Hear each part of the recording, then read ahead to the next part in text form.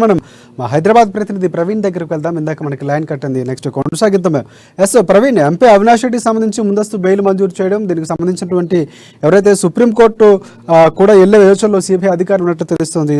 ఇక హైకోర్టు తీర్పును సుప్రీంకోర్టులో సవాల్ చేయబోతున్నట్టు కూడా సిబిఐ తెలుపుతుంది. ఇక ప్రధానంగా ఎవరైతే సునీతారెడ్డి ఉన్నారో వివేకానంద రెడ్డి కుర్తి, ఆమె కూడా సిబిఐ సవాల్ చేయకపోతే సుప్రీంకోర్టు వెళ్ళే యోచనలో ఉన్నట్టు కూడా తెలుస్తున్నటువంటి పరిస్థితి. మొత్తానికి ఈ వ్యవహారం మొత్తం చూసుకుంటే ఎలా ఉంది, దీనికి సంబంధించిన అప్డేట్స్ ఏంటి ప్రవీణ్ చెప్పండి.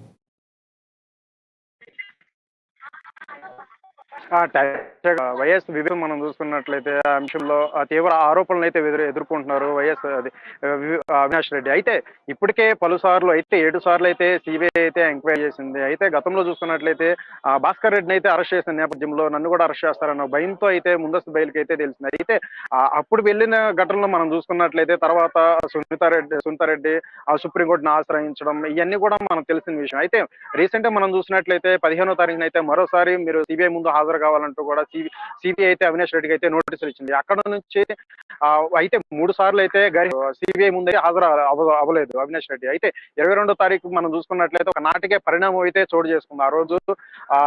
ఆ రోజు తన తల్లికి బాలేదు అంటూ కూడా వెంటనే సిబిఐ ఆఫీస్ కి వచ్చే నేపథ్యంలోనే వెనుదిరిగి వాళ్ళ తల్లి దగ్గరికి అయితే వెళ్ళిపోయింది. సో ఇవన్నీ కూడా మనం చూసాం.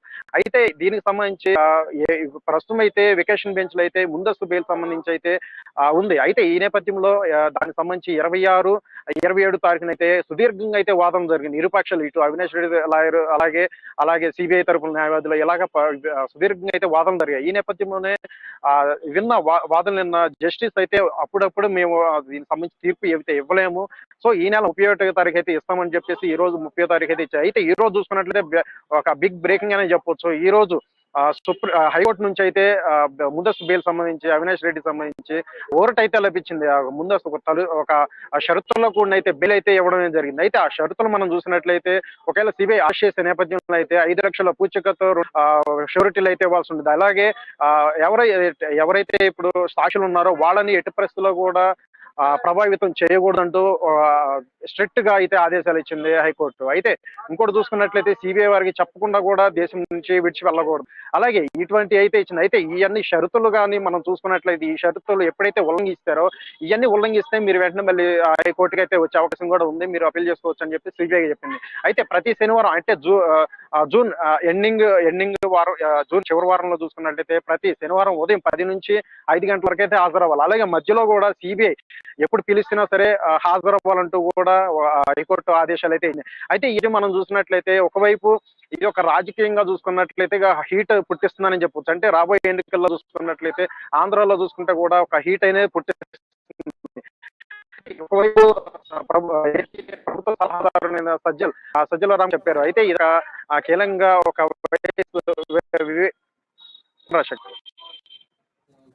రైట్ ప్రవీణ్, ఒకటి ముందు మనం చూసుకుంటే కేసు పరిణామం జరిగినటువంటి తీరు చూస్తే ఖచ్చితంగా అవినాష్ రెడ్డి హత్య సంబంధించినటువంటి వివేక హత్య కేసు సంబంధించినటువంటి కేసులో ఉన్న అవినాష్ రెడ్డి ఖచ్చితంగా కటకటాల పాలయ్యే అవకాశం ఎక్కువగా ఉందని కూడా మనం ఉన్నటువంటి అప్పుడు ఫీవర్ అయితే మాత్రం ఉన్నటువంటి సిమ్టమ్స్ అన్ని కూడా. కానీ ప్రస్తుతానికి పరిస్థితులు చూస్తే పూర్తిగా హైకోర్టే కొన్ని సిబిఐకి ప్రశ్నలు సంధించినటువంటి పరిస్థితి, మీ దగ్గర ఆధారాలు ఉన్నాయా అని చెప్పినటువంటి పరిస్థితి, పూర్తి స్థాయిలో సిబిఐ కూడా సాక్ష్యాలు చూపించుకున్నటువంటి పరిస్థితి కూడా కనిపించింది. అంటే మొత్తం కేసు జరిగినటువంటి పరిణామం చూస్తే అంటే ఒకవైపు నుంచి జగన్మోహన్ రెడ్డిని కూడా ఇంక్లూడ్ చేసే పరిస్థితి ఉందని కూడా మనకు ఊహాగానాలు అనేటువంటి పరిస్థితి కూడా ఉంది. మొత్తం ఒకసారిగా చూస్తుంటే కేసు తలకిందులైంది అనుకోవచ్చా?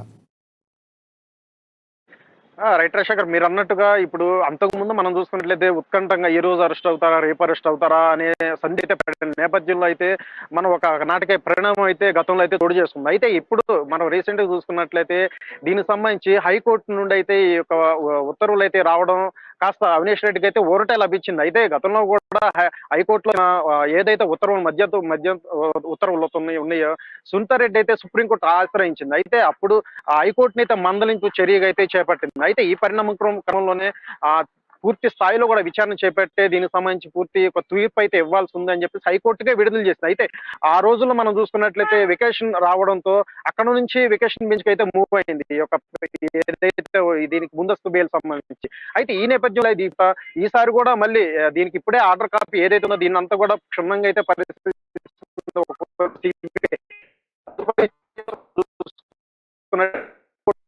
లేకపోలేదు. అలా కూడా సుప్రీంకోర్టు ఆశ్రయించే అవకాశం ఉంది. ఒకవైపు మనం చూసుకున్నట్లయితే తతంగం కూడా అంత రాజకీయంగా జరుగుతుందంటూ ఒకవైపు ఇంతకు ముందే టీడీపీ నేత గోరంట్ల బొత్స చౌదరి అయితే అన్నారు ఇదంతా కూడా రాజకీయ కుట్రలో భాగంగానే ఎంత జరుగుతుంది అని చెప్పేసి వారు చెప్తున్నారు. అంటే ఇప్పటికే చూసుకున్నట్లయితే ప్రతిసారి కూడా ఢిల్లీకి జగన్మోహన్ రెడ్డి వెళ్ళిన పరిణామ క్రమంలోనే ఈ యొక్క అవినాష్ అరెస్ట్ సంబంధించి కూడా వెనకడుగు పడుతుందంటూ కూడా ఒకవైపు అయితే టీడీపీ నేతలు అయితే ఆరోపిస్తున్నారు.